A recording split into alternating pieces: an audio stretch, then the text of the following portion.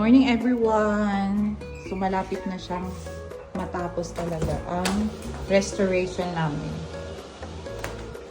Yan, bagong grout. So, nag-accent wall kami.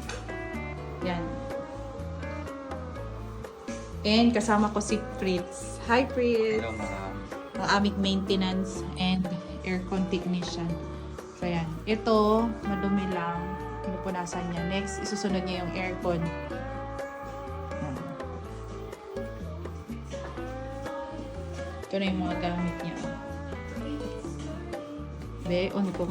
Ganda na, oh. May liwanag ang bukas.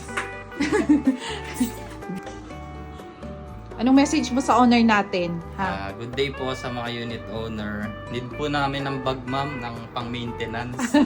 Tsaka more chocolates Chocolate? po. Thank you po. Uy, tsaka nuts. Nuts. Maganda sa brain. Natatanggap din po namin kapag ano. Magpasalamat ka sa mga unit owner Thank natin. you, unit owners. Yan. Basta yung aircon daw nila, ha? Lagaan mo. Every 2 to 3 months, kailangan linisin. Ay, off ko muna. Okay, sige. Yan, tapos na. Konti na lang. Oh, babay na sa owner. Bye-bye, owners.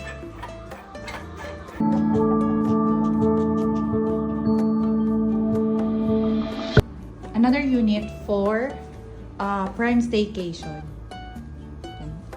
Yung unit na to is sa Tower 3, Shore 2. And, yan. So, hindi kami nag-glass enclosure. Naglagay lang kami ng rod dito. Another premier. Another prime unit. So, from long-term to short-term rentals. So, if you're a unit owner po na gusto ninyong ipa-Airbnb ang unit ninyo, matagal na siyang bakante, pwede nyo kaming kontakin. Or, kung isa ka sa mga unit owner na may long-term tenant and hindi mo rin siya maasikaso, we can do the management po. Property management. Every month, kami po yung magmumonitor ng payment nila. May concern kayo sa unit, pwede rin kami. Ang babayaran nyo lang po doon is yung management fee. If you're interested, just email us at inquiry@talktoteamdale.com. Thank you! May nakasalubong ako. Yung kausap mo? Yung kausap mo? Ma'am Tin. Saan ka? Pull out ma'am ng ano. Kasama mo na gustuhin ko ma'am. Sa? O, sige, sige. 6 malaki. Bye! Busy to? Kaya to? Kaya. Kayanin? Sige. So, yan.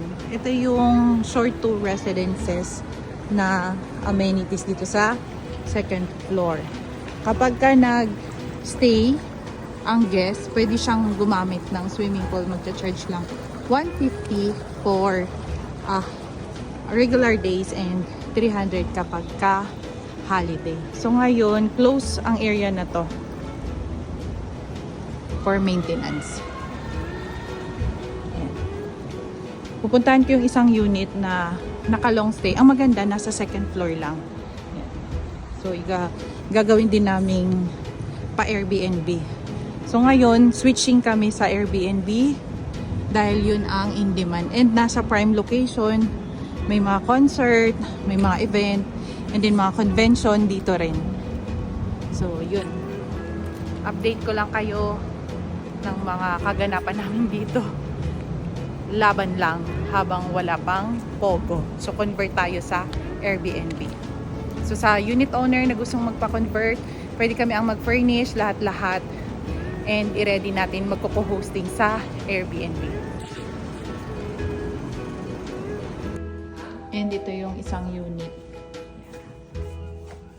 O, diretso ka pa pababa. May bloom gate. Sa may ilalim ng mangga. Bloom gate naman ako eh. Ito yung supplier namin. Si Gerald. Yan. Naglagay na kami. And facing amenities. Blue. And bumili ako ng pang-label para sa mga shampoo, lahat. And then ilalagay namin doon sa mga unit. Ito yung nag-try akong mag-print. Ito naman yung in-order ko sa Lazada ng mga container para lagayan ng shampoo, sabon, conditioner, and condo essentials sa unit. Ready na ang mga kailangan, and thank you for watching. Update ko kayo sa mga kaganapan about sa Airbnb.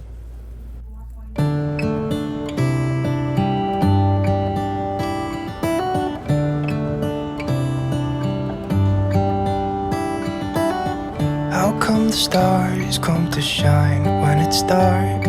From so far away, show us where we are.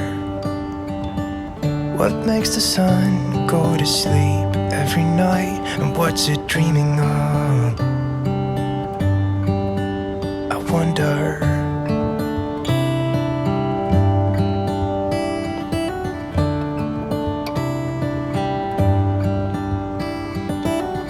How come the sky sometimes hides behind the clouds? Maybe it's just like me, a little bit scared of heights.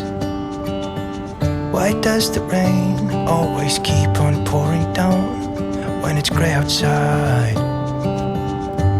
It really makes me wonder.